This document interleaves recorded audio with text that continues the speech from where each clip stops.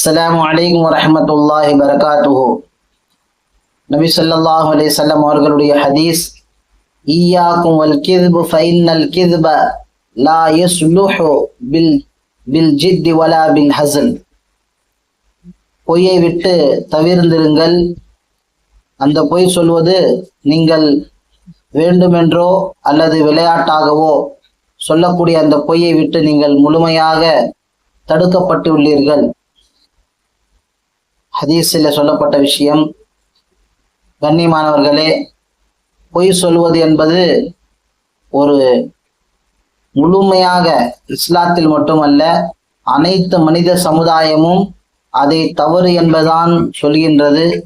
அரசாங்க ரீதியாக, உலக ரீதியாக அனைத்து மனிதர்களும் அதை தவறென்றும் சொல்வார்கள். பொய் சொல்லக்கூடியவனை பொய்யன் என்பதாகவும் பெரிய ஒரு குறை பாவம் செய்தவனாகவும் தான் சொல்லப்படுவார்கள். ஆனால் அதை விட்டு விலகி வாழ வேண்டும் என்ற விஷயத்திலே முற்றிலுமாக முயற்சி எதுவும் இல்லாமல் அந்த விஷயத்திலே கவனம் செலுத்துவதில்லை. நம்ம இஸ்லாத்திலே அதிகமாக அந்த விஷயத்தில் வலியுறுத்தப்பட்டுள்ளது. நபி ஸல்லல்லாஹு அலைஹி வஸல்லம் அவர்கள் தெளிவாக சொல்லியிருக்கின்றார்கள், பொய்யே சொல்லாதீர்கள். நீங்கள் வேண்டுமென்றோ விளையாட்டாகவோ எப்படியும் நீங்கள் பொய் என்பதை சொல்லாதீர்கள் என்பதாக. இந்த பொய் இருக்கின்றதே மனிதனுடைய கண்ணியத்தையும் குறைக்கக்கூடியதாக இருக்கின்றது. ஒரு மனிதன் பொய் சொல்லக்கூடியவனாக இருந்தான்னு சொன்னால் அவன் எப்பவுமே பொய் சொல்லி சொல்லி பொய்யனாகவே அவனுக்கு பெயர் வைத்துவிடும்.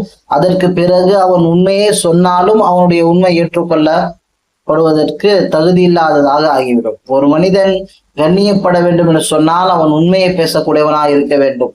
இந்த பொய் எந்த அளவுக்கு பாவமான செயலோ அதே மாதிரி அந்த பொய் சொல்லக்கூடியவனையும் அவனை பாவியாகவும் ஆக்கிவிடும், அவனுடைய கண்ணியத்தையும் இழக்கச் செய்துவிடும்.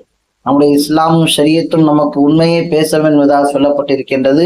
அப்படிப்பட்ட புனிதமான இஸ்லாத்தை அல்லாஹ் நமக்கு தந்திருக்கின்றான். நாம் உண்மை முஸ்லீமாக இருந்து உண்மையே பேசி அழகிய சமுதாயத்தை உருவாக்கக்கூடியவர்களாக அல்லாஹ் நம்மை ஆக்கி அல்புரிவானாக. அஸ்ஸலாமு அலைக்கும் வரஹ்மத்துல்லாஹி.